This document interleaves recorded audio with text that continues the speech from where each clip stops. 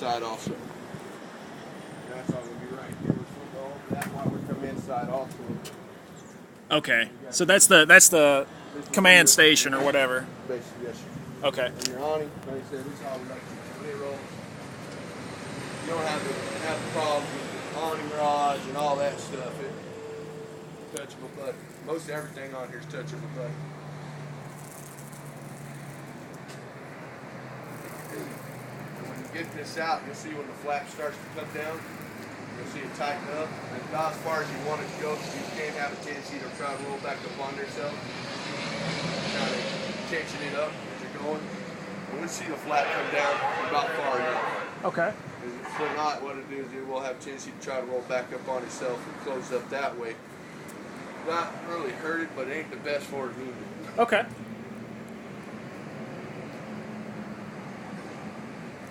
That is cool. I got it nice. Like I said, most everything on here is touchable buttons. There's not much you have to manually do on it whatsoever. Okay. Oh, have you ever heard, because we just run into a problem, I thought we got rid of this when we got RVs or when we got a toy hauler. Do you know of very many campsites that ban certain dogs? Yes, sir. A lot of them do. Do they really? Yes, sir. Especially on pits, Rottweilers, dogs like that.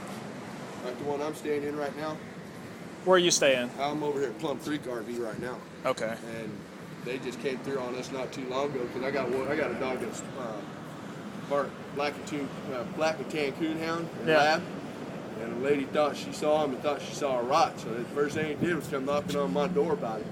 It's like, no, we got the papers and stuff to prove with this dog. There ain't no rot in him. He got a lot of it. You know, he's got the same color markings and stuff like a rot, but he's not. And then our next door neighbors there had a part pit and something else, and they made him get rid of him. So that's something you're gonna have to watch for, especially having the pits. they're real particular about that. Oh, they really boy. are. So if you try to get away with it without them knowing it, the better off you are. If not, they might have a tendency to try to tell you to get rid of it all or move out. Wow. It happens Okay. all over the place. Even trailer parks with mobile homes in them. They're Same the same thing. thing. They're the same thing. There's certain dogs that just won't. They won't deal with it. We'll start from the back and work our way around. Right here is just going to be where your electronic jacks for your stabilizers are at. Okay. And these will just extend. You'll have one side kind of come down, and the other one will start. But once this one hits solid, then the other one will come down and hit solid. Now, if you're off, if you got it where one side's lower than the other one side will hit solid, and then the other one will go down until they hit solid ground. Okay. No matter what the difference is in the ground level. And then when we go around the other side, I'll show you where the manual crank out is for them, in case something ever happened to the motor or anything like that. And when you're doing these, you just want to get them in there enough to where they will cinch up and snug up. You don't want to have to sit there and try to lift up on the unit don't try to lift up the unit. You'll see it kind of snug in, and that's about as far as you'll want to go.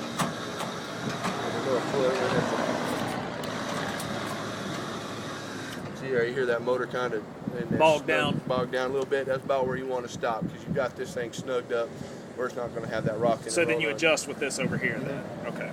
Yeah, now for your leveling off and everything, that's going to be on your front jacks. Okay. And then on your side to side, there's going to basically be blocks on one side if you're actually in a place that's that far off.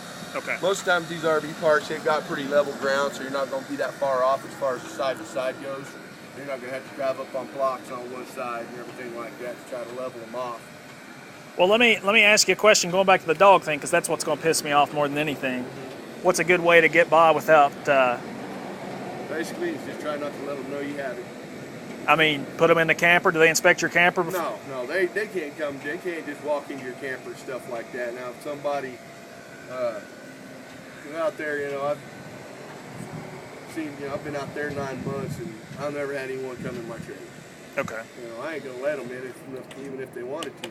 Besides that, you gotta have warrants and stuff like that. Yeah, well, I mean, there's a Fourth and Fifth Amendment rights, so stuff like that. So, that would be the only way I know. Well, I have a feeling that's what's going to be the bitch about this whole deal. So hopefully it's not. Hopefully I'm wrong, but especially with pits. I mean, they're real bad about pits. Pits and rots, you know, more aggressive breeds. Dobermans, sometimes German Shepherds, sometimes, Chows.